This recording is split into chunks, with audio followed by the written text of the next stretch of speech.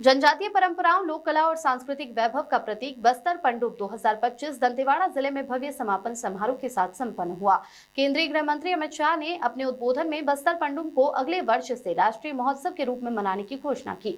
उन्होंने कहा कि देश भर के आदिवासी जिलों के कलाकारों को इस महोत्सव में आमंत्रित किया जाएगा और बस्तर की संस्कृति को वैश्विक स्तर पर पहचान दिलाई जाएगी। केंद्रीय गृह मंत्री अमित शाह ने बस्तर पंडुप उत्सव में अपने उद्बोधन में जनजातीय आराध्य देवताओं को नमन किया, साथ ही महाराजा प्रवीर चंद्र भंजदेव को श्रद्धांजलि अर्पित की और कहा कि उन्होंने जल, जंगल, जमीन और संस्कृति की रक्षा के लिए अपना बलिदान दिया।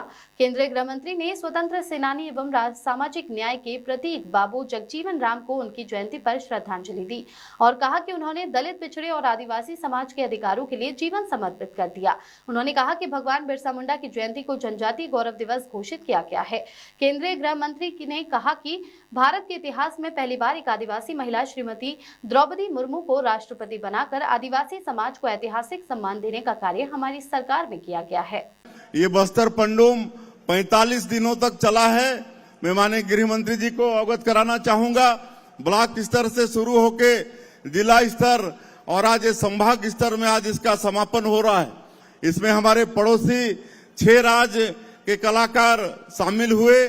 उड़ीसा, कर्नाटक, तेलंगाना, आंध्र प्रदेश, महाराष्ट्र, मध्य प्रदेश के करीब 27,000 कलाकार इसमें शामिल हुए हैं। 45 दिनों तक चला है और इसमें आदिवासी समाज की जो संस्कृति है, जो वेशभूषा है, जो खान पान है, ये सब का यहाँ पर प्रदर्शन हुआ है। और हमारे प्रधानमंत्री जी का जो एक राष्ट्र, एक भारत, श्रेष्ठ भारत, उसको साकार ये हमारा बस्तर का पंडुप किया है। मैं सभी कलाकार बंधुओं का भी मैं आज के इस अवसर में स्वागत करता हूं और हमारे इस बस्तर क्षेत्र के 1800 से ज्यादा पंचायत के लोग इसमें शामिल हुए हैं। कि हमारे गृह मंत्री आदरणीय अमित शाह जी ने पूरे देश से 31 मार्च 2026 तक नक्सलवाद को समाप्त करने का संकल्प लिया है और आज आप सबको मालूम है कि उनके आशीर्वाद से, उनके मार्गदर्शन से और हमारे यहाँ के सुरक्षा बल के जवान बहुत मजबूती के साथ नक्सलवाद के साथ लड़ाई लड़ रहे हैं। लगातार हम लोगों को सफलता मिल रही है और मुझे पूरा भरोसा है कि मां दंतेश्वरी की कृपा से अवश्य उनका संकल्प पूरा होगा।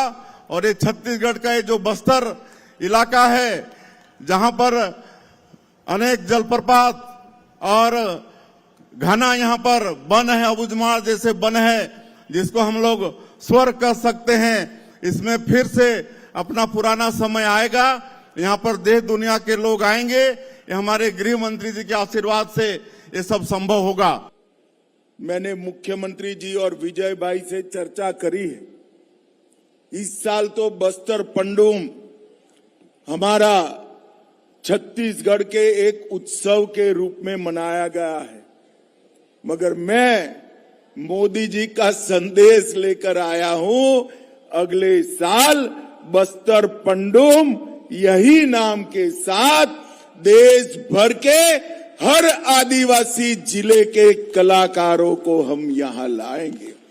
और इतना ही नहीं, ये बस्तर पंडुप को अंतर्राष्ट्रीय दर्जा देने के लिए भी दुनिया भर के जो राजदूत अपनी राजधानी में है, उसको बस्तर के हर जिले में ले जाकर हमारी परंपराओं को, हमारी संस्कृति को और आदिवासी बच्चों की कला को पूरे विश्व तक पहुंचाने का काम ये भारतीय जनता पार्टी की सरकार करे।